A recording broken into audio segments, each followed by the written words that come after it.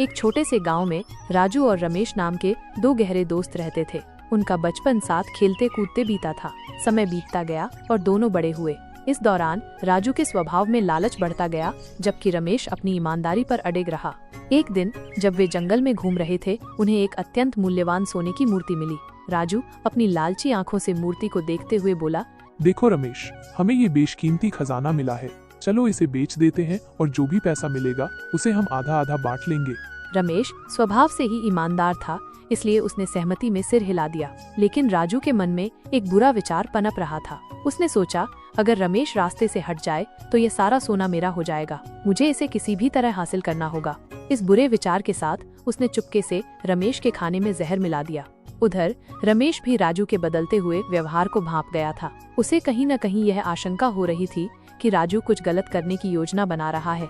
इसलिए उसने बिना किसी को बताए उस सोने की मूर्ति को चुपचाप गांव के मंदिर के पुजारी को सौंप दिया। उसने पुजारी से कहा, यह मूर्ति हमें जंगल में मिली है। मुझे लगता है कि ये भगवान की देन है, इसलिए इसे मंदिर में ही रख दीजिए। जब राजू अपनी कुटिल योजना के अनुसार रमेश को मारने के इरादे से उसके पास पहुंचा, तो उसने देखा कि वो सोने की मूर्ति वहां नहीं है। राजू हैरान होकर रमेश से पूछा, वो मूर्ति कहाँ है? हमने उसे यहीं तो रखा था।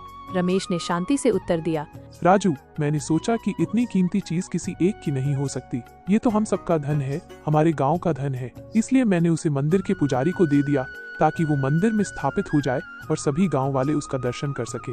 रमेश की यह बात सुनकर राजू को अपनी गलती का एहसास हुआ। उसे अपनी लालची सोच पर बहुत शर्म आई। उसने तुरंत रमेश से माफी मांगी और अपनी गलती स्वीकार की। रमेश का हृदय विशाल था, उसने राजू को माफ कर दिया। इस घटना के बाद दोनों फिर से अच्छे दोस्त बन गए। गांव के लोगों ने जब उनकी ईमानदारी और समझदारी के बारे में सुना, तो उन्होंने उनकी खूब तारीफ की।